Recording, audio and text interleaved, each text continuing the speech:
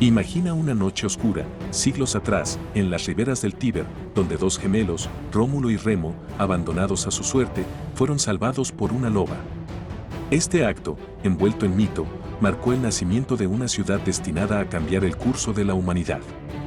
Roma, la eterna, no surgió como una simple aldea, fue forjada en leyendas, batallas y ambición sin límites.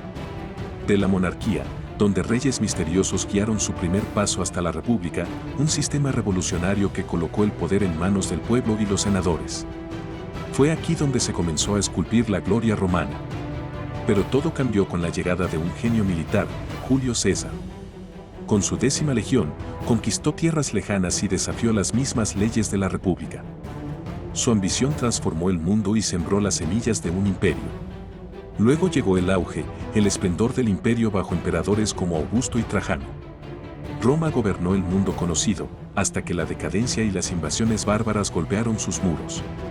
Pero ¿cómo pudo caer lo que parecía invencible? Hoy exploraremos este viaje épico, desde su nacimiento mítico hasta su trágico final. Acompáñanos en esta saga incomparable.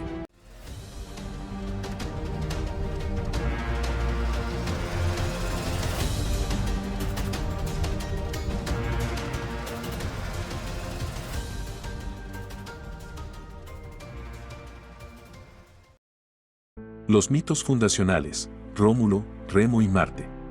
Antes de que existiera el gran imperio romano, existía una leyenda. Una historia tan mítica que hasta los antiguos romanos creían que sus raíces estaban sembradas por los propios dioses.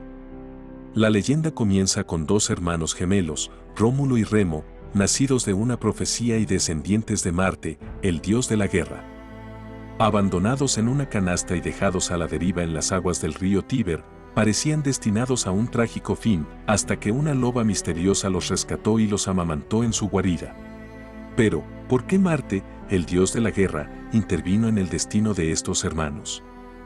¿Qué significaba para Roma el hecho de que su linaje tuviera un origen divino y violento? Esta conexión sobrenatural con Marte marcó no solo su vida, sino también la identidad que el pueblo romano asumiría con orgullo. Una nación guerrera, protegida y destinada por los dioses. Los hermanos crecieron con una fuerza y destreza que pronto les hicieron liderar a su propia comunidad. Sin embargo, una amarga rivalidad entre ellos los llevó a un conflicto que cambió para siempre el destino de Roma. Rómulo, en un acto de crueldad y ambición, tomó una decisión brutal y definitiva. Este acto, aunque trágico, selló el destino de la ciudad que fundaría en la colina palatina, Roma, la ciudad eterna. Rómulo se convirtió en el primer rey de Roma, y con su reinado nació una nueva civilización, una sociedad que vería su propio inicio como algo tan místico como inevitable, forjada por la sangre y la voluntad divina. ¿Quieres saber cómo Roma se transformó de una leyenda en un poder temible? El siguiente capítulo te revelará los primeros pasos de esta increíble civilización y su lucha por sobrevivir. No te lo pierdas, lo que viene es aún más fascinante. El sistema monárquico y los reyes etruscos. Con Rómulo como su primer rey, Roma nació envuelta en mitos y creencias. Pero el poder de Roma no tardó en expandirse bajo una nueva forma de gobierno: la monarquía. Aquí, Roma no era aún el vasto imperio que conocemos, sino una pequeña ciudad con grandes ambiciones, gobernada sucesivamente por una serie de reyes, entre los cuales los etruscos tuvieron un papel fundamental. Este linaje de líderes no solo trajo organización, sino también algo mucho más profundo: los cimientos de la cultura, la religión y las tradiciones romanas. Pero, ¿quiénes eran realmente los etruscos? Este misterioso pueblo provenía del norte, y aunque su origen exacto sigue siendo incierto, su influencia en Roma fue tan profunda que cambió el curso de su historia para siempre. Con ellos, Roma adoptó nuevas formas de arquitectura, como los impresionantes templos y palacios, un avanzado sistema de drenaje y, sobre todo, un respeto ferviente por el augurio y la conexión con los dioses. Sí. Bajo los reyes etruscos, cada decisión, cada batalla, cada alianza, era guiada por la voluntad de los dioses y de aquellos que interpretaban sus señales. Uno de los reyes más enigmáticos de esta época fue Tarquinio el Soberbio, que reinó desde el 534 a.C. al 509 a.C. Cruel y ambicioso, Tarquinio llevó la monarquía romana al límite con su ansia de poder. Pero su tiranía provocó la ira del pueblo, sembrando las primeras semillas de un cambio irreversible que definiría el futuro de Roma para siempre. La monarquía estaba a punto de caer y dar paso a una nueva era. ¿Quieres descubrir cómo este cambio cataclísmico marcó el inicio de una república llena de desafíos y hazañas épicas? En el próximo capítulo, exploraremos cómo Roma se transformó, enfrentando a enemigos y forjando alianzas en su camino hacia la gloria. La historia apenas comienza. La caída de la monarquía y el surgimiento de la república. Imaginen una Roma aún en sus primeras etapas, una ciudad atrapada entre el poder absoluto de sus reyes y el creciente descontento de su gente. Bajo el reinado de Tarquinio el Soberbio, el último rey de Roma, la monarquía alcanzó su punto de quiebre. Conocido por su crueldad y su desdén hacia la gente común, Tarquinio gobernaba con mano de hierro, eliminando a cualquiera que se atreviera a cuestionar su autoridad. Además, su ambición sin límites se convertía en el mayor obstáculo para la paz de Roma. El crimen que cambió todo. La leyenda nos cuenta que el abuso y la corrupción del rey culminaron en un suceso trágico y perturbador. Fue el ultraje a Lucrecia, una noble romana respetada, lo que desencadenó una ola de indignación entre el pueblo y la nobleza. Después de su agresión, Lucrecia se quitó la vida frente a su familia, dejando un mensaje claro: Roma no podía continuar bajo el yugo de un rey que ignoraba la justicia. La noticia de su muerte recorrió la ciudad como un reguero de pólvora, despertando el coraje de figuras influyentes como Lucio Junio Bruto. Con Lucrecia como símbolo de la injusticia sufrida, el pueblo romano se unió en una rebelión sin precedentes, exigiendo no solo la expulsión de Tarquinio, sino el fin de la monarquía. Bruto, junto a otros líderes, proclamó que Roma ya no tendría reyes. La decisión de abolir la monarquía no fue solo un acto de valentía, sino un verdadero hito en la historia política que transformó a Roma de una ciudad oprimida a una sociedad en busca de libertad y justicia. El surgimiento de la República. Con la expulsión de Tarquinio, el pueblo romano dio paso a un sistema de gobierno completamente nuevo, la República. A diferencia de la monarquía, la república permitía que dos cónsules compartieran el poder y lo rotaran anualmente, evitando así la concentración de poder en una sola persona. Además, se estableció el Senado como un cuerpo de representación clave en la toma de decisiones, compuesto por figuras de la aristocracia. Este fue un intento revolucionario por equilibrar el poder entre el pueblo y las clases altas, y cada decisión tomada en el Senado debía reflejar el bienestar de Roma, o al menos eso era la intención. Sin embargo, este cambio hacia la República no fue sencillo ni pacífico. La falta de experiencia y las tensiones constantes entre la clase patricia y la plebeya hicieron que los primeros años fueran turbulentos. Los plebeyos, que constituían la mayoría de la población, se dieron cuenta rápidamente de que sus derechos eran limitados en comparación con los patricios. Esto dio lugar a los primeros conflictos internos y finalmente a la creación de la figura del tribuno de la plebe, un representante que velaría por los intereses de las clases bajas en el Senado. ¿Sabías que a pesar de su papel crucial en la República, los tribunos de la plebe inicialmente solo podían vetar decisiones del Senado, pero no proponer leyes directamente? Sin embargo, su autoridad fue creciendo hasta convertirse en una fuerza significativa en el equilibrio de poder romano. Un cambio para la historia. La República Romana fue un experimento político sin precedentes en la historia antigua, inspirando siglos después a numerosas civilizaciones a adoptar sistemas representativos. Sin embargo, lo que Roma no sabía era que, en sus primeros pasos hacia una república, también estaba sentando las bases de los conflictos y las ambiciones que llevarían, tiempo después, a la caída de este sistema. ¿Quieres descubrir cómo esta joven república enfrentó sus primeros desafíos y cómo la historia, llena de alianzas y traiciones, cambiaría el destino de Roma para siempre? La era de los héroes y las batallas épicas está por comenzar. La expansión de la República y las guerras púnicas. La República Romana había dejado atrás los días de la monarquía y ahora su ambición no tenía límites. Desde el humilde Tíber, Roma comenzó a expandirse como un fuego imparable, extendiendo su dominio por toda la península itálica. Pero para convertirse en un verdadero imperio, aún tenía un obstáculo en el camino: Cartago, la potencia rival del Mediterráneo occidental. El enfrentamiento entre estas dos civilizaciones daría origen a las míticas guerras púnicas, una serie de conflictos sangrientos y épicos que definirían la historia de Roma y la del mundo antiguo. La expansión por Italia. La República en crecimiento. Con sus primeras conquistas en la península itálica, Roma no solo aumentó su territorio, sino que también comenzó a integrar a otros pueblos bajo su sistema de alianzas.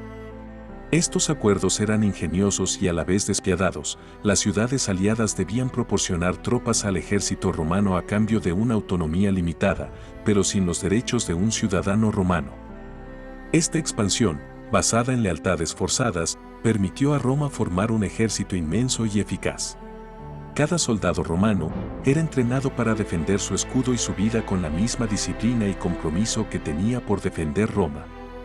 Esta unidad y disciplina convertirían a las legiones romanas en el ejército más temido y letal de la antigüedad. Cartago. La gran potencia de África. Al sur de Roma, Cartago dominaba la costa norte de África y gran parte de las rutas comerciales del Mediterráneo. Con una riqueza inigualable y un poderoso ejército de mercenarios, esta ciudad-estado rival era conocida por su increíble capacidad naval y por sus habilidades de comercio. Fundada por los fenicios, Cartago tenía una cultura y religión tan intrigantes como temibles, destacando por sus sacrificios rituales y su devoción a los dioses Baal y Tanit.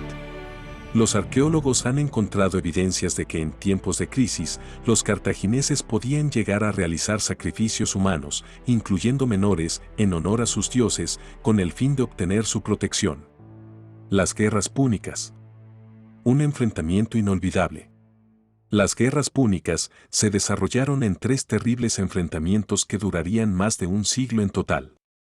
La primera guerra, 264 a 241 a.C., se libró principalmente por el control de Sicilia, el punto de partida de Roma en el Mediterráneo. Aunque Roma carecía de una armada poderosa, rápidamente se adaptó, construyendo una marina inspirada en los barcos capturados a los cartagineses. Con el uso de una ingeniosa herramienta llamada Corvus, una especie de puente móvil, lograron transformar las batallas navales en combates de infantería en el mar, convirtiéndose en su especialidad. La Segunda Guerra Púnica. Aníbal y el terror de Roma. De todas las guerras púnicas, la segunda fue sin duda la más impactante y aterradora. El general cartaginés Aníbal Barca, quien juró odio eterno hacia Roma, decidió llevar la guerra directamente al corazón del enemigo. Con un ejército que incluía elefantes de guerra, Aníbal cruzó los Alpes en una hazaña casi imposible, sorprendiendo y aterrorizando a los romanos. Este genio militar derrotó a las legiones romanas en múltiples batallas, siendo la más devastadora la batalla de Cannae, 216 a.C., donde murieron más de 50.000 soldados romanos en un solo día. La crueldad y audacia de Aníbal en Cannas marcaron la historia militar para siempre, siendo estudiada por generaciones como la estrategia perfecta para envolver y aniquilar a un ejército enemigo. La Tercera Guerra Púnica y la caída de Cartago. Finalmente, en la tercera y última guerra, 149 a 146 a.C., Roma asestó el golpe final. Tras un asedio brutal, las legiones romanas penetraron en Cartago y destruyeron la ciudad, ejecutando a gran parte de su población y vendiendo a los sobrevivientes como esclavos. Así, Cartago fue borrada del mapa en un acto que simbolizaba el poder de Roma. Esta victoria no solo consolidó a Roma como la mayor potencia del Mediterráneo, sino que la marcó como un imperio sin igual. Cada batalla y cada sacrificio llevaron a Roma a ascender sobre su rival, conquistando el Mediterráneo y expandiendo su influencia a niveles inimaginables. Pero esta misma expansión también sembró las semillas de conflictos internos, corrupción y la pérdida de valores que habían definido la República. Así, el paso siguiente era inevitable: la República de Roma se encontraba al borde de un nuevo cambio. ¿Quieres descubrir cómo Roma se transformó de una república disciplinada en un imperio comandado por un solo hombre? Prepárate, porque en el siguiente capítulo nos adentraremos en el ocaso de la República, en los años donde el poder y la ambición de los generales romanos marcarán la historia para siempre. no te lo puedes perder. De la República al Imperio, la era de Julio César y Augusto. Los últimos días de la República Romana fueron una época de caos, conspiraciones y ambición desmedida. Las conquistas en el Mediterráneo trajeron enormes riquezas a Roma, pero también profundas desigualdades y conflictos sociales. En medio de este desorden surgieron figuras que cambiarían el curso de la historia para siempre, siendo Julio César y Augusto los arquitectos de un nuevo orden, el Imperio Romano. Pero este camino hacia el poder absoluto estaría marcado por traiciones, guerras y la transformación de Roma en un coloso sin precedentes.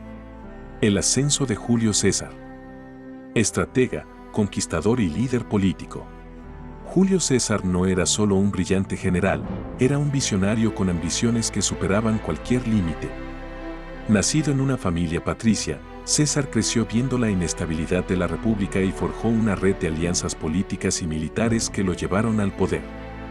Su alianza con Pompeyo y Craso en el llamado Primer Triunvirato le dio la influencia necesaria para consolidar su liderazgo, y sus campañas en la Galia le otorgaron el prestigio de un héroe invencible.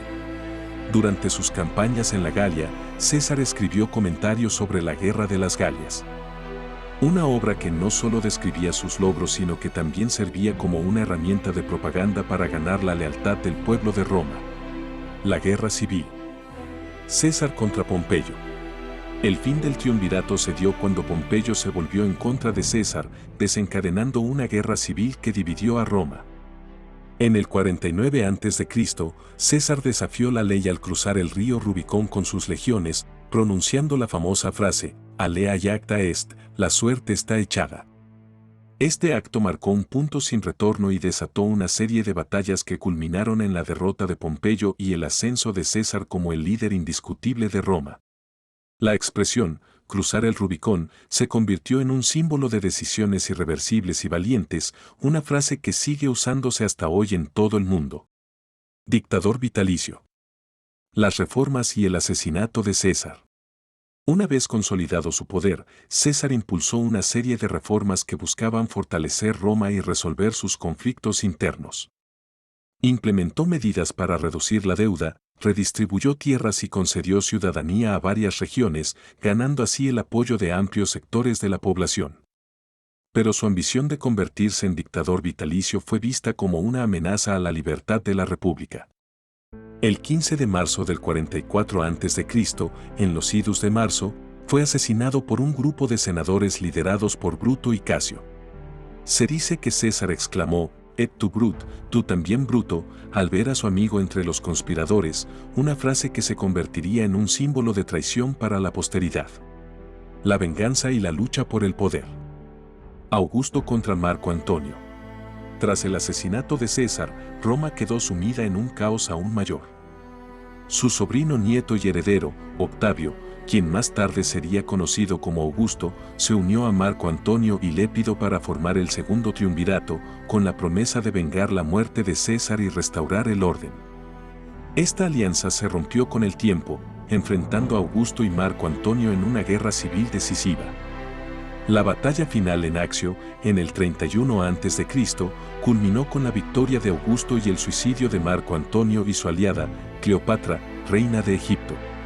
Las relaciones entre Roma y Egipto estuvieron marcadas por historias de seducción y poder, ya que Marco Antonio y Cleopatra tuvieron una relación que desató una enorme tensión política en Roma, consolidando la imagen de Cleopatra como una de las figuras más influyentes y enigmáticas de la historia antigua.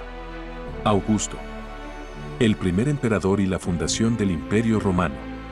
Con la derrota de sus rivales, Octavio tomó el control absoluto y en el 27 a.C. adoptó el título de Augusto, dando inicio al Imperio Romano.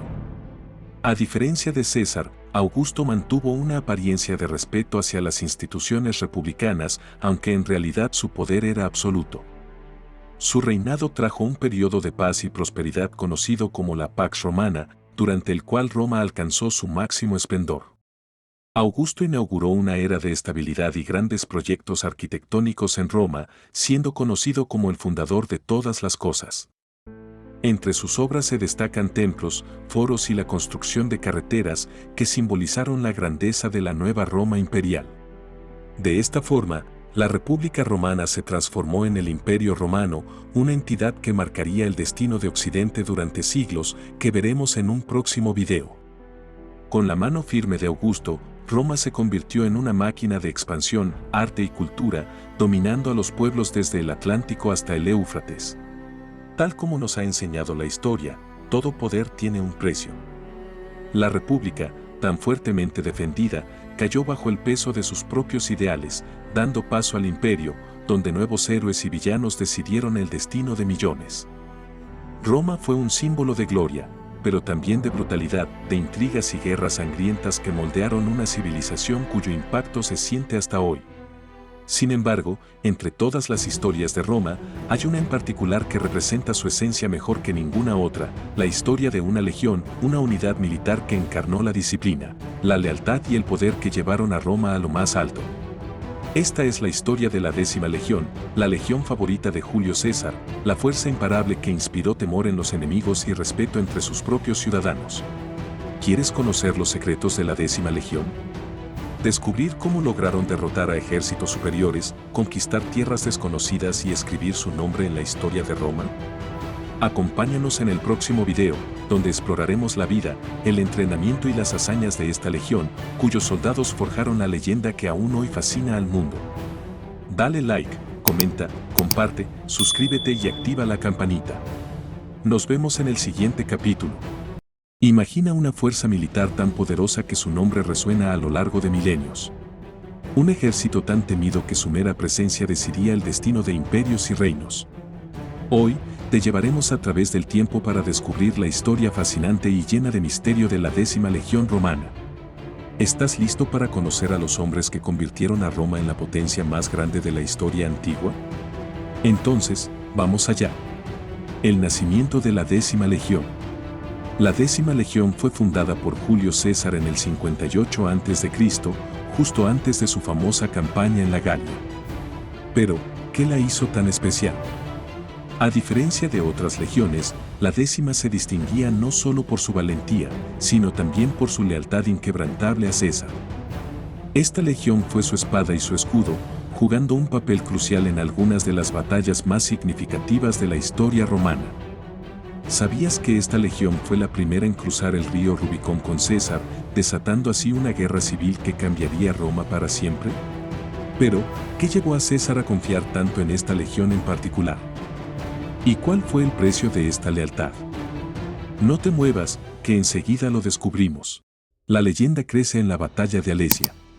Ahora, nos encontramos en el corazón de uno de los momentos más icónicos de la historia militar romana, la batalla de Alesia en el 52 a.C. Esta batalla no solo marcó el fin de la resistencia gala, sino que consolidó la reputación de la 10ª Legión como una fuerza imparable bajo el mando de Julio César. Alesia, una fortaleza asentada en una colina y rodeada por 2 ríos, parecía un refugio inexpugnable. César sabía que la clave para someter a la Galia estaba en capturar esta posición. Sin embargo, enfrentaba un desafío monumental.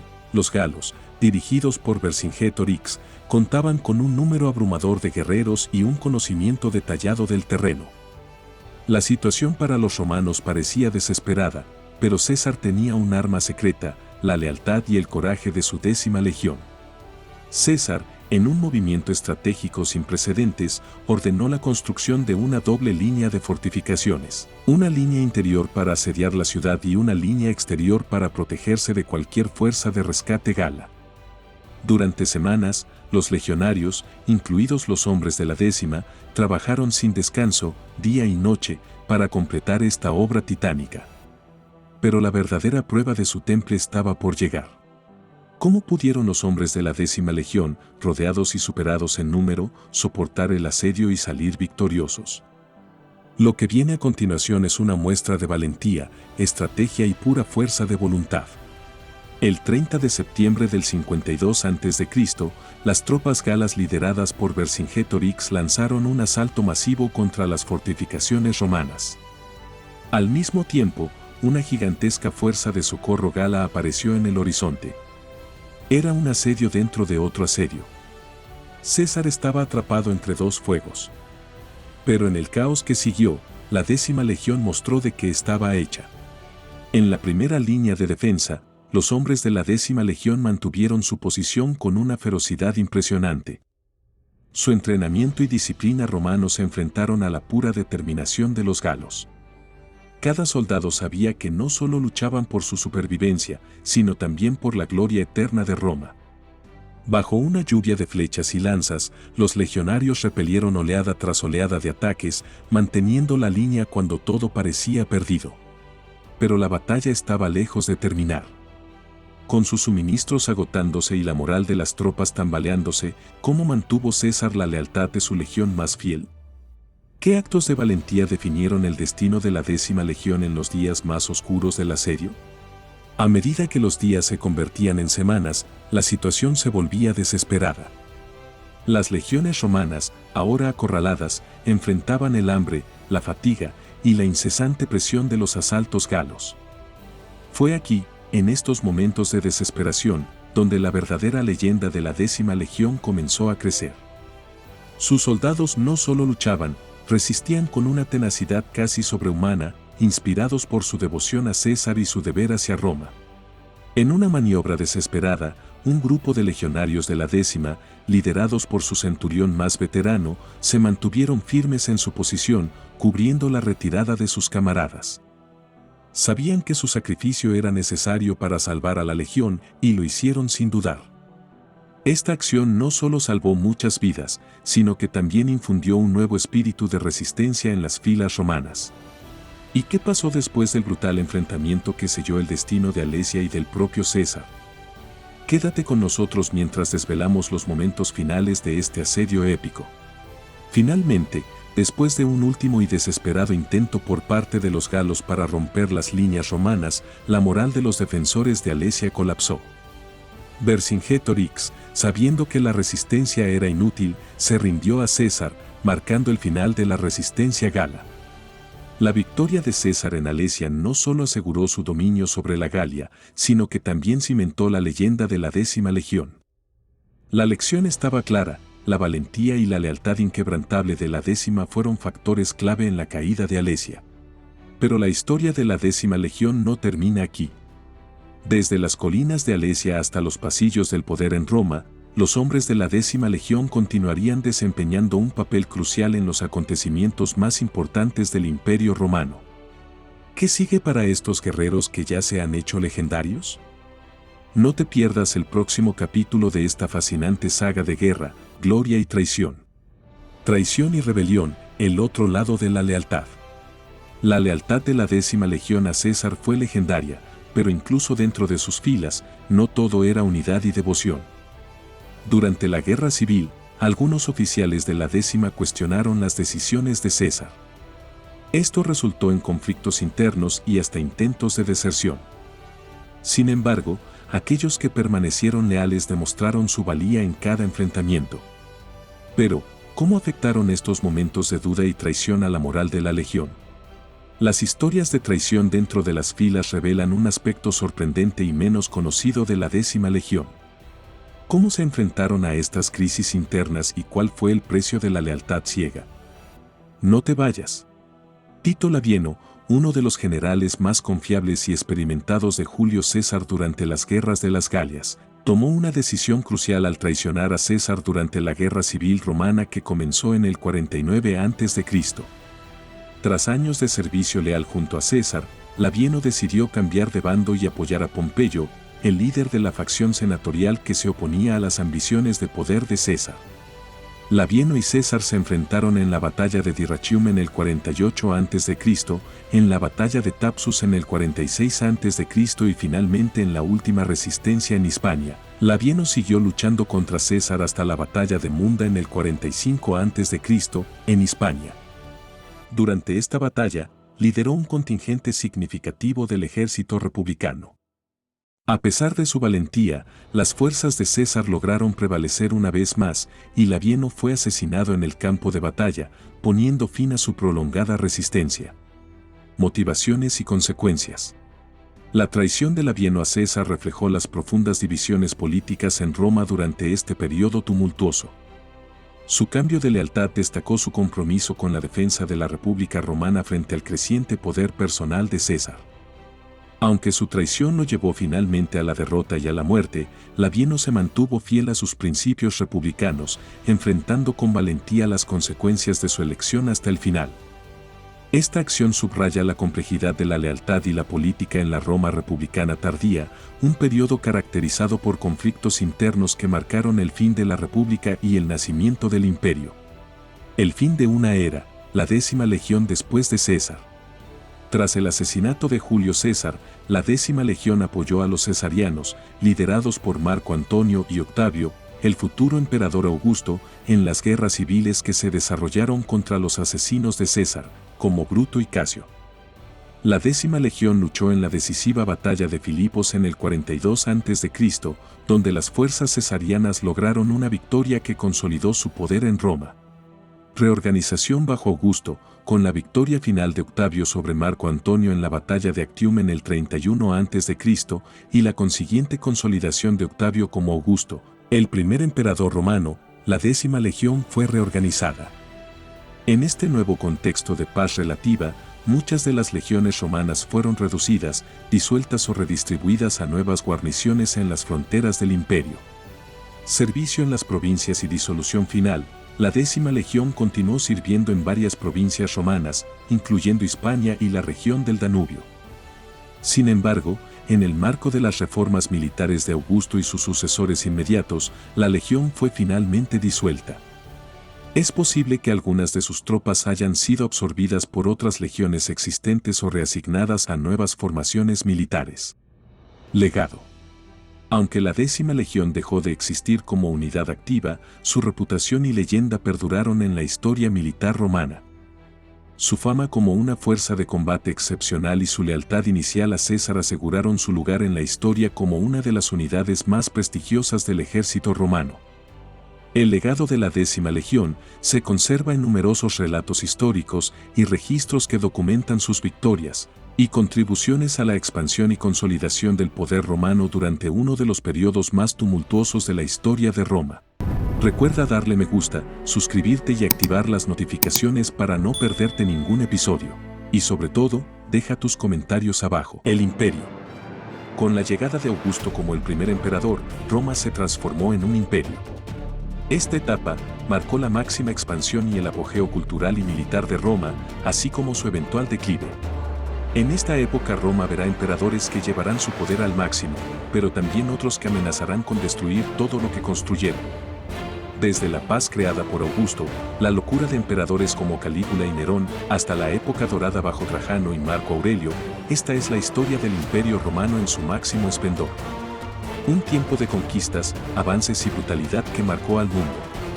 Es en esta era del imperio, llena de figuras icónicas y de batallas épicas, donde nos enfocaremos en este video, a través de 6 capítulos llenos de historia.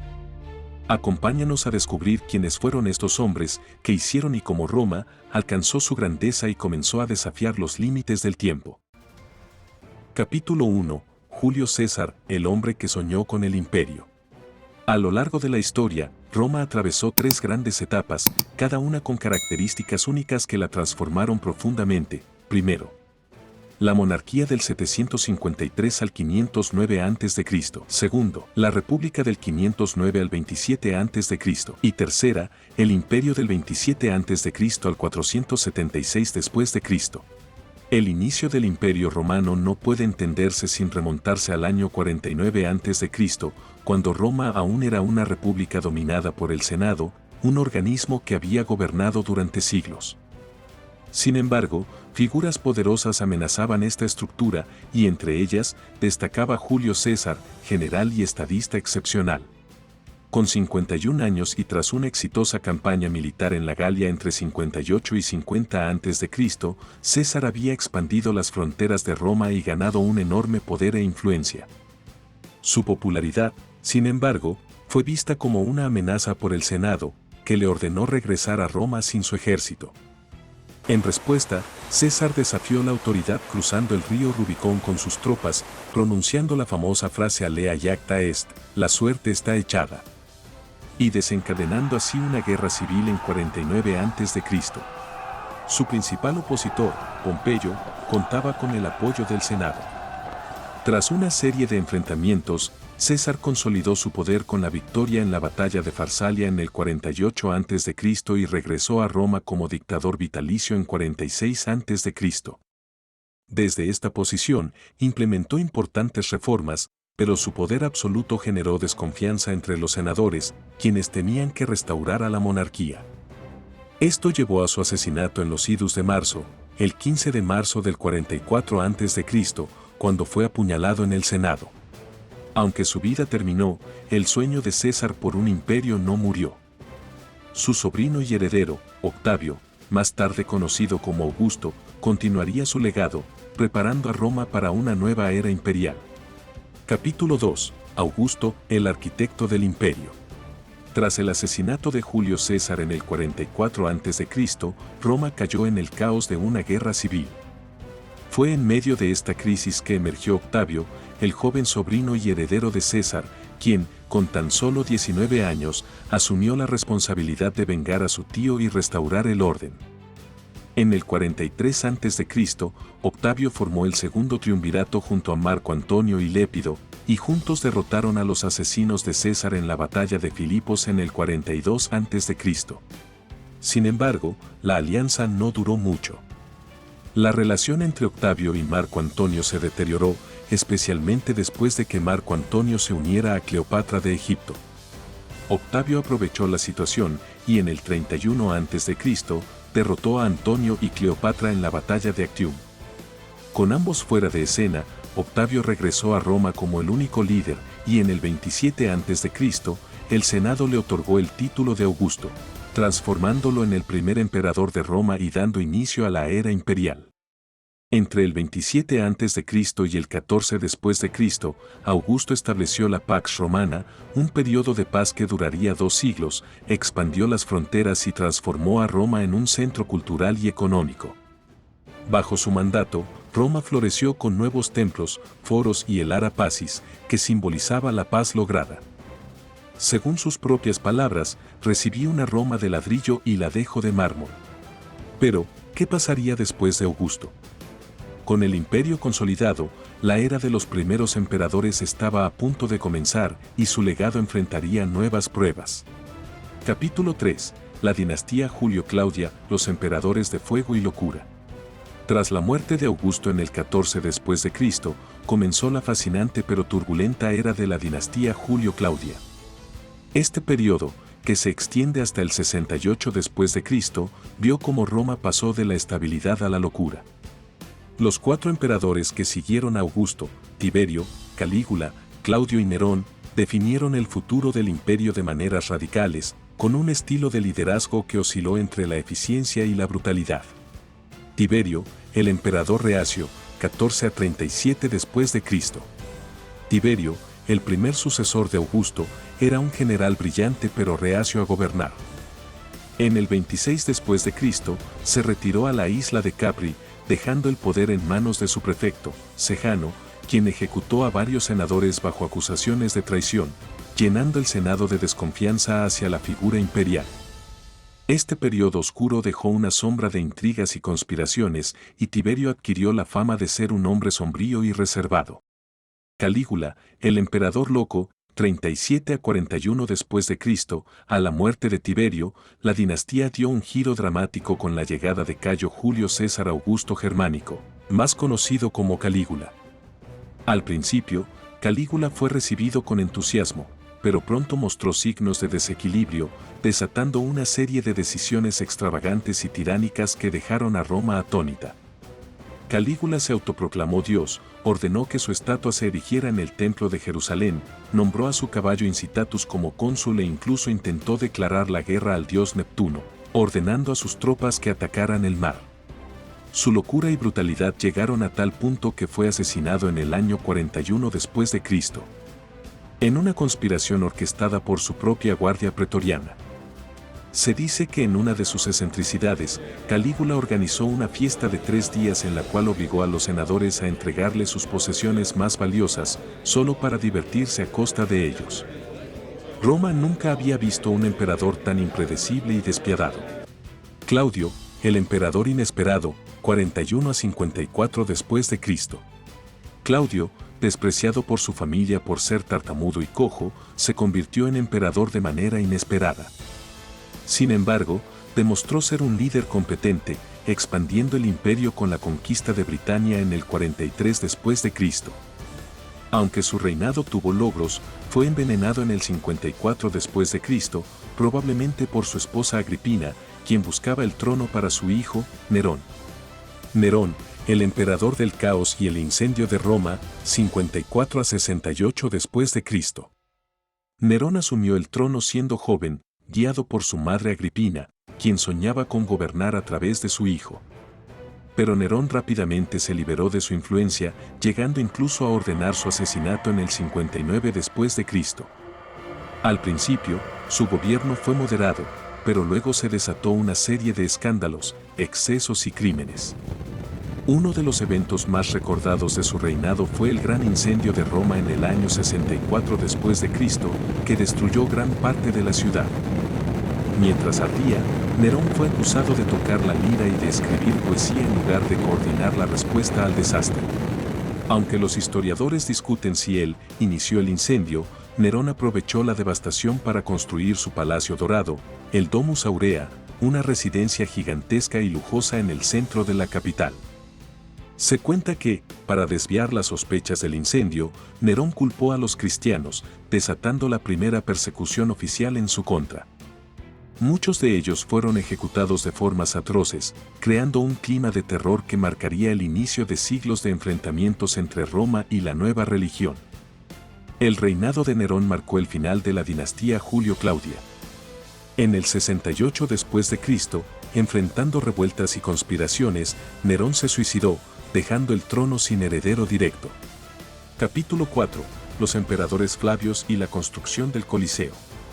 Vespasiano, el fundador de la dinastía Flavia, 69 a 79 después de Cristo. Vespasiano, un general veterano que había ganado renombre en las campañas de Judea, se alzó como el primer emperador de la dinastía Flavia en el 69 después de Cristo, poniendo fin a las guerras civiles. Tras asumir el trono, Vespasiano se centró en restaurar la economía romana y reformar la administración, devolviendo al imperio la estabilidad que tanto anhelaba. Bajo su liderazgo, comenzó la construcción del icónico Coliseo en el año 70 después de Cristo, financiado en gran parte con el botín de la Guerra de Judea. El Coliseo no fue solo un monumento de entretenimiento, sino una muestra de la generosidad imperial. Vespasiano quiso regalar al pueblo un espacio donde los ciudadanos romanos, desde el patricio más rico hasta el plebeyo más humilde, pudieran disfrutar de espectáculos gratuitos. Además, con esta estructura monumental, se buscaba enterrar la memoria de Nerón, ya que fue edificado sobre el lago artificial de su lujosa Domus Aurea. Se dice que Vespasiano, hombre de humor irónico, creó un impuesto a las letrinas públicas y cuando su hijo Tito lo criticó por obtener ingresos de algo tan básico, respondió, «El dinero no huele». Una frase que se ha convertido en un proverbio hasta hoy. Tito, el emperador del esplendor y la tragedia, 79 a 81 después de Cristo. Al morir Vespasiano en el 79 después de Cristo, su hijo Tito ascendió al trono.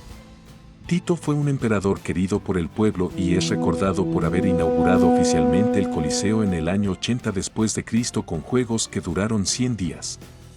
Estos eventos incluyeron combates de gladiadores, luchas con animales y hasta recreaciones de batallas navales.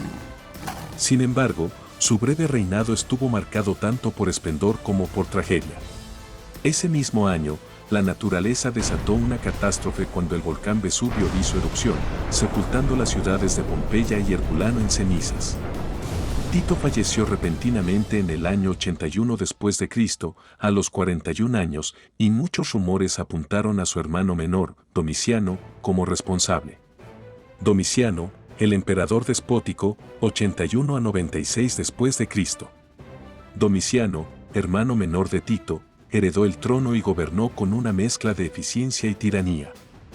Durante su reinado, consolidó las fronteras del imperio, fortaleció la economía y reformó el ejército. Sin embargo, su estilo de gobierno autoritario y su desconfianza hacia el Senado lo convirtieron en una figura temida y eventualmente odiada. Domiciano emprendió campañas contra los dacios y expandió el limes, la línea de fortificaciones en las fronteras del imperio.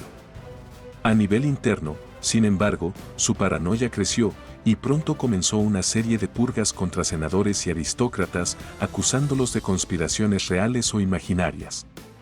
Esta represión generó un clima de miedo en Roma.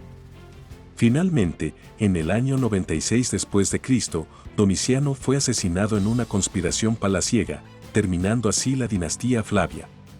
La construcción del Coliseo, un monumento a la eternidad. La construcción del Coliseo, también conocido como el Anfiteatro Flavio, fue uno de los mayores logros arquitectónicos de la dinastía. La edificación, que comenzó en el 70 después de Cristo y fue inaugurada en el 80 después de Cristo, requirió el esfuerzo de miles de esclavos y prisioneros de guerra.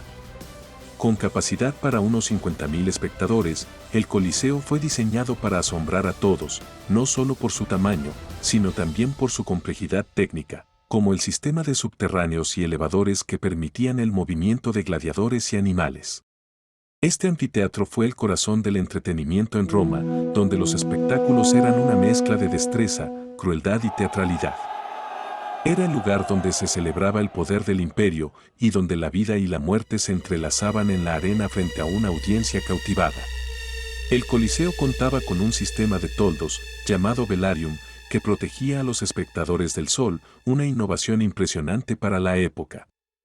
Más sorprendente aún, el Coliseo podía inundarse para simular batallas navales, incluso se recrearon escenas completas de combates en el mar. En el próximo capítulo, exploraremos el ascenso de una de las dinastías más influyentes y enigmáticas, los Antoninos, los emperadores filósofos y guerreros. Capítulo 5. Los emperadores antoninos, el imperio en su apogeo. Al final del siglo I después de Cristo, Roma había sobrevivido a las convulsiones de la dinastía Flavia, y ahora, con el ascenso de una nueva dinastía, el imperio alcanzaría su máximo esplendor. Conocidos como los Antoninos, estos emperadores establecieron un periodo de estabilidad, expansión y refinamiento cultural, en el que Roma alcanzaría un apogeo nunca antes visto.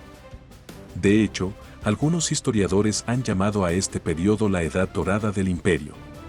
Nerva y Trajano, el inicio de la Edad de Oro, 96 a 117 después de Cristo. La dinastía antonina comenzó con el emperador Nerva en el año 96 después de Cristo, quien, aunque de corto reinado, sentó las bases para el futuro al adoptar como sucesor a un general prometedor, Trajano. Trajano, que gobernó desde el 98 hasta el 117 después de Cristo, fue uno de los emperadores más queridos y respetados de Roma. Bajo su liderazgo, el imperio alcanzó su máxima expansión territorial, extendiéndose desde Escocia hasta el Golfo Pérsico. En el año 101 después de Cristo, Trajano lanzó una serie de campañas para conquistar Dacia, una región rica en oro y recursos naturales. Las guerras dacias se prolongaron hasta el 106 después de Cristo y, al final, Roma obtuvo una victoria decisiva. Para conmemorar sus triunfos, Trajano construyó la columna de Trajano en el Foro Romano, un monumento cuya espiral de relieves muestra escenas de la guerra, y que todavía se erige hoy como símbolo de su grandeza. Trajano es el único emperador romano que los historiadores llaman Optimus Princeps, o el mejor príncipe, y se decía que su entrada en Roma era recibida por vítores de «Felicidades, el emperador es óptimo». Su reputación era tan alta que los emperadores posteriores deseaban ser más afortunados que Augusto y mejores que Trajano. Adriano, el emperador filósofo y su muro, 117 a 138 después de Cristo. A la muerte de Trajano en 117 después de Cristo, su sobrino Adriano asumió el trono. Adriano, a diferencia de su predecesor, no buscaba expandir el imperio, en su lugar, quiso consolidarlo y fortalecer sus fronteras. Su enfoque era la estabilidad y la paz, y para ello ordenó la construcción de fortificaciones que protegieran las tierras romanas de los ataques bárbaros. Una de las obras más emblemáticas de su reinado fue el Muro de Adriano, erigido en el año 122 después de Cristo, en lo que hoy es el norte de Inglaterra, para marcar los límites del imperio. Adriano, un emperador con un alma artística y filosófica, también fue conocido por su pasión por la arquitectura y la cultura helénica. Emprendió numerosos viajes por las provincias y dejó monumentos en cada lugar, incluyendo una majestuosa villa en Tívoli. Se cuenta que Adriano viajaba sin escolta y vestía como un simple ciudadano en sus visitas a las provincias, ganándose la admiración del pueblo. Su relación con su amado Antino, un joven griego, inspiró un culto que perduró incluso después de su muerte. Antonino Pío, el emperador pacificador, 138 a 161 después de Cristo. Después de Adriano, Antonino Pío llegó al poder en el año 138 después de Cristo. Durante los 23 años de su gobierno, se concentró en la administración interna, la justicia y la infraestructura. Estableció una época de prosperidad y se le conocía por su piedad y devoción a Roma. Antonino era un emperador respetado por su clemencia y justicia, estableciendo reformas que favorecían a las provincias y protegiendo a los ciudadanos de abusos. Roma, bajo su liderazgo, alcanzó un apogeo en paz y estabilidad. Los senadores y el pueblo decían que Antonino no necesitaba erigir muros para proteger Roma, ya que su reinado justo y pacífico era el verdadero escudo del imperio. Marco Aurelio y Lucio Vero, La filosofía y la guerra, 161 a 180 después de Cristo. Tras la muerte de Antonino Pío, el trono fue compartido entre Marco Aurelio y Lucio Vero en el año 161 después de Cristo. Marco Aurelio, el emperador filósofo, era un hombre de gran sabiduría y es famoso por su obra llamada Meditaciones, un compendio de reflexiones estoicas. Sin embargo, su reinado no fue pacífico, ya que enfrentó grandes desafíos, como la guerra con los partos y la peste antonina. En el año 166 después de Cristo, Roma fue asolada por una epidemia devastadora que se cree que fue la viruela. La llamada peste antonina diezmó a las legiones y a la población civil, debilitando al imperio y limitando sus recursos. Marco Aurelio, sin embargo, no abandonó sus responsabilidades, liderando sus ejércitos en las guerras marcomanas en las fronteras del Danubio y manteniendo la resistencia frente a las invasiones. Marco Aurelio escribía sus reflexiones filosóficas en el campo de batalla, y algunos textos de las meditaciones se encuentran llenos de manchas y anotaciones hechas en medio de la guerra, lo que refleja su esfuerzo por buscar paz interior en tiempos de caos. Cómodo, el hijo caído de Marco Aurelio, 180 a 192 después de Cristo. A la muerte de Marco Aurelio en el año 180 después de Cristo, su hijo Cómodo asumió el trono. Cómodo era un joven impulsivo y violento que prefirió el entretenimiento y el lujo a los asuntos de Estado. Se consideraba la reencarnación de Hércules y participaba en espectáculos de gladiadores en el Coliseo, un acto indigno para un emperador romano. El reinado de Cómodo estuvo marcado por una serie de excentricidades y crueldades que desilusionaron a Roma. Sus excesos y negligencias pusieron fin a la era dorada de los antoninos y llevaron a Roma a un periodo de inestabilidad. Su brutal asesinato en el año 192 después de Cristo marcó el fin de la dinastía y dio inicio a un periodo de caos y guerras civiles.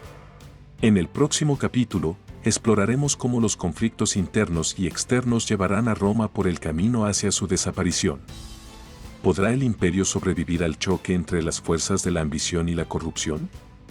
No te pierdas el siguiente capítulo. Capítulo 6. El fin del Imperio Romano de Occidente. Después de la muerte de Cómodo en el año 192 después de Cristo, Roma entró en una crisis constante que posteriormente daría paso a la crisis del siglo III, un imperio en descomposición. 235 a 284 después de Cristo. En el año 235 después de Cristo, el asesinato del emperador Alejandro Severo desató una era de crisis en la que Roma enfrentó invasiones bárbaras, rebeliones internas y una economía en colapso. Las fronteras del imperio, vulnerables y mal defendidas, sufrieron ataques constantes de pueblos bárbaros, especialmente de los godos en Europa Oriental y de los sasánidas en Persia. Diocleciano y la Tetrarquía, un intento de reestructuración, 284 a 305 después de Cristo. En el año 284 después de Cristo, Diocleciano asumió el trono y con él llegó un intento de salvar el imperio. Su estrategia fue dividirlo en dos partes y gobernarlo con un sistema conocido como la Tetrarquía, en el que dos emperadores y dos césares gobernaban distintas regiones.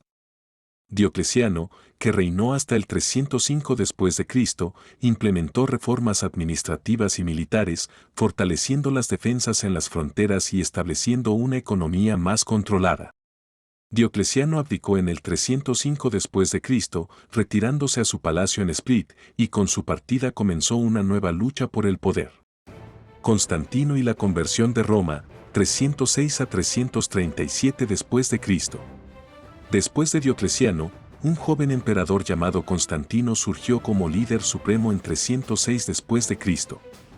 Bajo su mando, el imperio experimentó una transformación radical cuando adoptó el cristianismo como religión oficial y fundó una nueva capital en el este, Constantinopla, en el año 330 después de Cristo.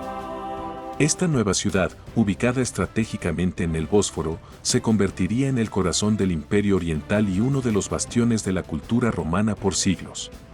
Constantino se convirtió en una figura casi mítica, el líder que le dio al imperio una nueva identidad religiosa y creó una segunda Roma en Oriente. En el año 313 después de Cristo, con el Edicto de Milán, declaró la libertad de culto y se bautizó antes de su muerte en el 337 después de Cristo, asegurando un lugar especial en la historia como el primer emperador cristiano.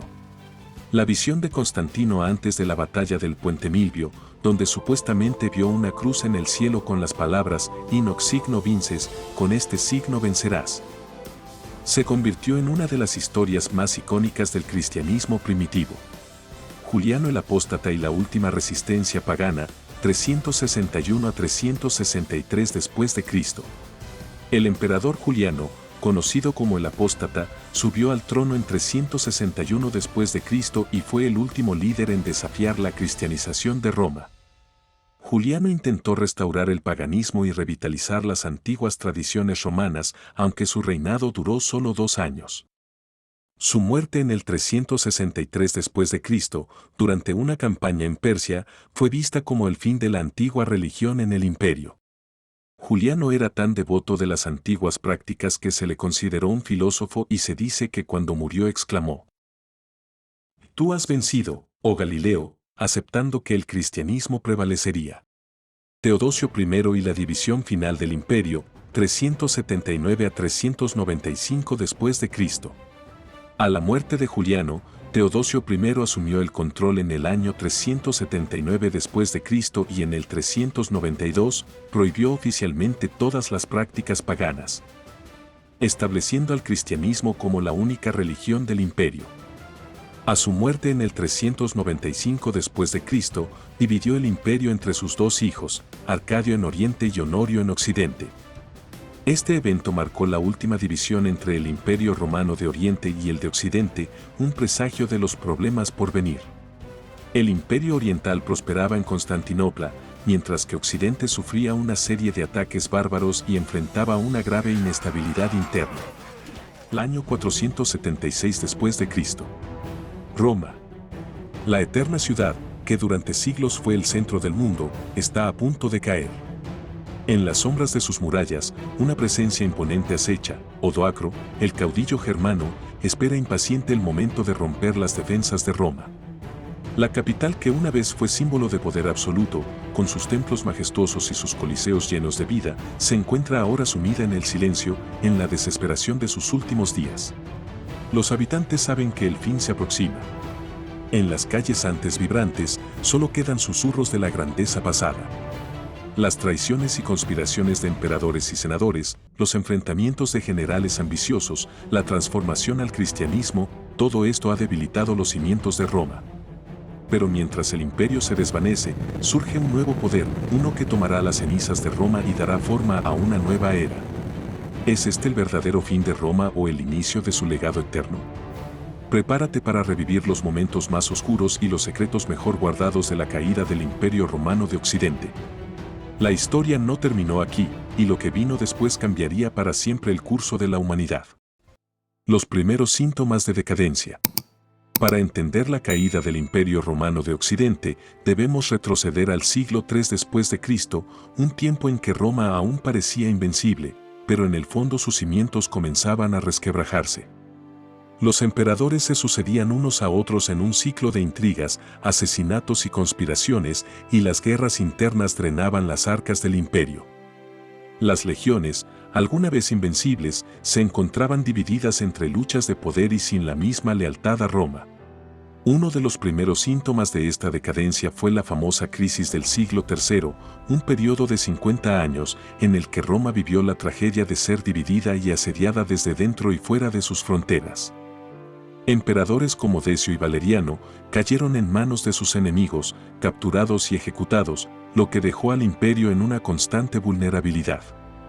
La economía comenzó a tambalear, con la inflación y la devaluación de la moneda convirtiéndose en una plaga tan letal como los propios enemigos en el campo de batalla. El poder y la autoridad se fragmentaron, y el sentimiento de unidad que había sostenido a Roma empezó a desvanecerse. En este periodo oscuro, el emperador Valeriano fue capturado por el rey persa Sapor I, quien lo obligó a servir como su esclavo personal. La leyenda cuenta que cada vez que el rey persa montaba su caballo, Valeriano tenía que arrodillarse para ser usado como un escalón humano. Para el mundo romano, esta humillación fue un golpe devastador, un símbolo de cómo el prestigio de Roma había comenzado a desmoronarse. Imaginen la impresión que dejó ver a un emperador romano reducido a la miseria, una imagen que, en otro tiempo, hubiera sido impensable. Mientras las provincias sufrían ataques, la desconfianza hacia el poder central crecía entre los senadores y el pueblo romano. Cada general buscaba ser emperador, cada emperador temía ser traicionado. Roma no solo estaba perdiendo territorios y riquezas, estaba perdiendo su esencia, su sentido de destino. Estos primeros síntomas no eran más que el preludio de una lenta y dolorosa agonía. La historia estaba dejando sus señales, pero Roma no las supo ver. Sin embargo, el imperio aún resistiría, aún quedaban emperadores dispuestos a intentar devolverle su gloria. ¿Quién podría prever que, en tan solo unas décadas, Roma se dividiría en dos mitades en un desesperado intento por conservar el poder? La decadencia no se detendría aquí. La amenaza de los bárbaros y el saqueo de Roma, siglo IV al 410 después de Cristo. Para el Imperio Romano de Occidente, el siglo IV trajo una amenaza que no era nueva, pero que se volvía cada vez más intensa: las hordas bárbaras. Durante años, las fronteras del imperio habían sido el escudo que contenía a estos pueblos extranjeros, pero la presión demográfica y las incursiones constantes comenzaban a fracturar esa defensa. Godos, vándalos, alanos y hunos, cada uno con sus propios motivos, avanzaban hacia el corazón del imperio, impulsados por el hambre, la necesidad de tierras y la sed de riqueza. El emperador Teodosio I intentó contener la amenaza otorgando a los visigodos tierras dentro de las fronteras romanas con la esperanza de integrarlos como aliados. Sin embargo, esta estrategia solo consiguió que los bárbaros vieran las debilidades de Roma desde adentro. Alarico, un caudillo visigodo, emergió como una figura central en esta historia. En un principio, Alarico sirvió en las filas romanas, aprendiendo las estrategias y los puntos vulnerables del imperio, pero pronto se rebeló y se convirtió en una amenaza imparable. En el año 410 después de Cristo, Alarico y sus visigodos se dirigieron directamente a Roma. Tras meses de sitio, finalmente lograron lo impensable: saquearon la ciudad eterna. Fue el primer saqueo de Roma en más de 800 años, un hecho que devastó el orgullo de los romanos y sacudió los cimientos de su civilización. Imaginen la escena: las calles llenas de columnas y estatuas, el mármol arrancado de las paredes, los templos profanados y las llamas iluminando el cielo de una Roma que nunca había conocido tal humillación. Se dice que Alarico, en una decisión sorprendente, ordenó que los lugares sagrados y las iglesias fueran respetados, una muestra de que, incluso en la destrucción, ciertos lugares de culto mantenían su inviolabilidad. Indultó las basílicas de San Pedro y la de San Pablo, donde no serían perseguidos quienes se refugiasen en ellas. Alarico mostró un respeto inusual hacia el cristianismo, lo que simbolizaba el papel creciente de la religión en un imperio que ya comenzaba a desmoronarse desde dentro. Irónicamente, fue en esta devastación que Roma descubrió que, incluso en su hora más oscura, había surgido un nuevo poder: la Iglesia. La noticia del saqueo de Roma se extendió como el eco de un terremoto, alcanzando los oídos de quienes jamás habrían imaginado ver la capital del mundo antiguo sometida a la furia de los bárbaros. ¿Cómo podría Roma recuperarse de esta humillación? Las promesas de gloria y orden que alguna vez habían sostenido el imperio ahora se sentían como un recuerdo distante. Intrigas y corrupción en el interior, siglo IV y V. En las últimas centurias del imperio, Roma ya no era la ciudad vibrante de generaciones pasadas, sino un reflejo descolorido de su antigua gloria. Desde los pasillos de mármol del palacio hasta las lejanas provincias, la corrupción y el abuso de poder devoraban el imperio desde dentro. Los emperadores, antes líderes indiscutibles, se convirtieron en figuras vulnerables, sujetos a las intrigas de aquellos que, en las sombras, buscaban controlar Roma en su propio beneficio. En la Roma tardía, el poder se compraba y vendía en el mercado político. Un escándalo notable fue la subasta del trono de Roma en el año 193 después de Cristo, cuando Didius Julianus ofreció al ejército una fortuna para nombrarlo emperador. Este acto marcó el nivel de decadencia al que había llegado el imperio. La misma institución que fue la cuna de la civilización occidental ahora tenía a su máximo cargo disponible para el mejor postor. Aunque Didius Julianus fue ejecutado poco después, este evento resonaría como uno de los momentos más bajos de Roma. Uno de los ejemplos más dramáticos de esta corrupción fue el caso de Flavio Ricimero, un poderoso general de origen bárbaro que, durante el siglo V, se convirtió en el verdadero gobernante en las sombras de Roma. A lo largo de su carrera, Ricimero manipuló a varios emperadores, colocando y destronando a quienes no le convenían. Era el amo y señor de Roma, el titiritero que mantenía al imperio en un constante estado de inestabilidad, cambiando emperadores como si fueran simples peones en su tablero de poder. Roma, alguna vez temida y respetada, se encontraba ahora a merced de figuras que solo buscaban su propio beneficio. La corrupción había infectado cada rincón de la administración, desde los palacios hasta las provincias, y la lealtad a la ciudad eterna se había convertido en una mera formalidad. ¿Cómo podría sobrevivir un imperio cuando su propio corazón estaba podrido? Las sombras de la traición se alargaban y cada intriga debilitaba más los cimientos del imperio. A finales del siglo IV, muchos gobernantes no ascendían por sus méritos, sino por las maquinaciones de personajes ambiciosos. Los generales, en lugar de proteger el imperio, se involucraban en complots que debilitaban la autoridad del emperador y la estabilidad de Roma. Los ciudadanos veían con desesperanza cómo sus líderes no luchaban por la grandeza de Roma, sino por el control de sus propios intereses, creando una atmósfera de incertidumbre y deslealtad. En este orden de ideas, Estilicón, el gran general romano que defendía al imperio, no solo combatía enemigos en el campo de batalla. Durante su regencia, se convirtió en un ferviente promotor del cristianismo niceno y enemigo de los herejes arrianos y donatistas, defendiendo la fe como un nuevo pilar del imperio. Atraído por el temor por una antigua profecía, Estilicón hizo lo impensable. Según los libros sibilinos, escritos sagrados que contenían las profecías fundacionales de Roma, también sellaban su destino. La ciudad estaba destinada a caer. Movido por este presagio y deseoso de evitar el apocalíptico final de Roma, ordenó la quema de los textos en el año 405, creyendo que al destruir la profecía, también alteraría el destino.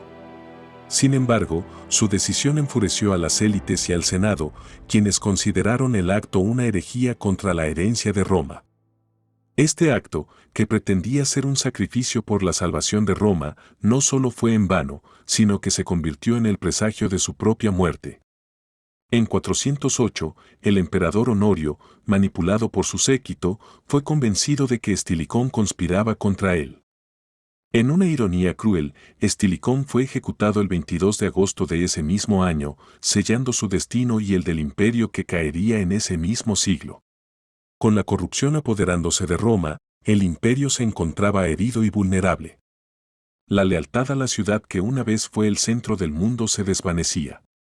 ¿Cómo podría sobrevivir el imperio con su corazón envenenado? La transformación religiosa y el cristianismo como pilar de esperanza, siglo IV. Con el imperio al borde del abismo y los enemigos cercando las fronteras, Roma buscó en su interior una fuerza que pudiera restaurar la esperanza.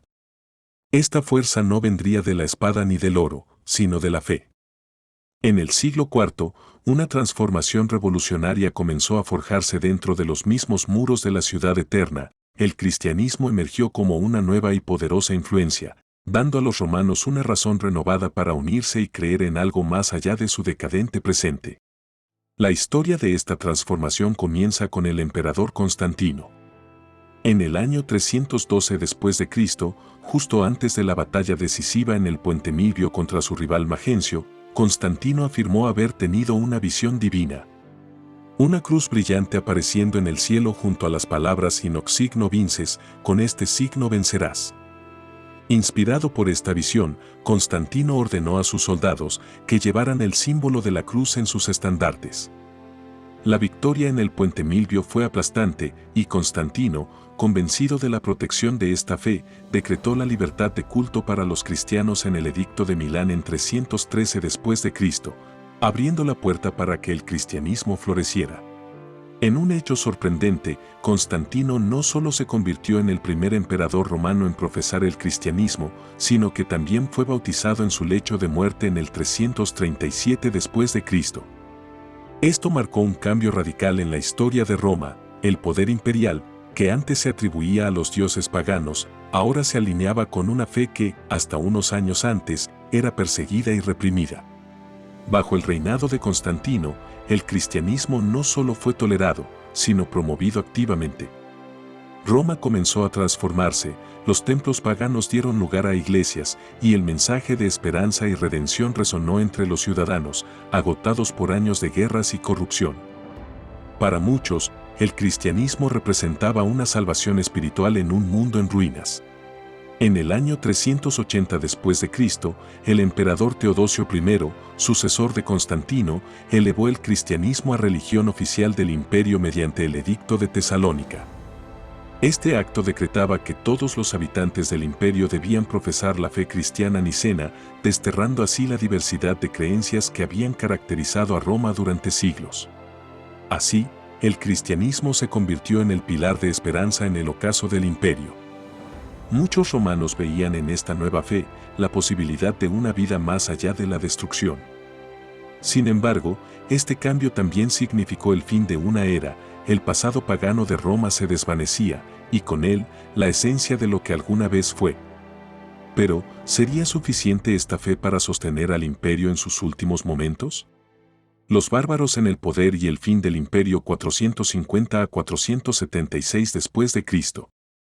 Hacia mediados del siglo V, la Roma imperial, que había dominado vastos territorios y ejercido un poder indiscutible durante siglos, estaba irreconocible. Los muros que alguna vez simbolizaron la fortaleza del mundo antiguo, ahora contenían a una ciudad débil y desprotegida, mientras los ejércitos bárbaros, alguna vez enemigos temidos y odiados, se convertían en los nuevos dueños de sus tierras y riquezas.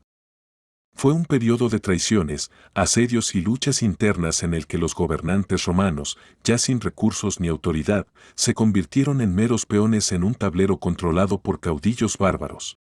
El ascenso de los bárbaros al poder.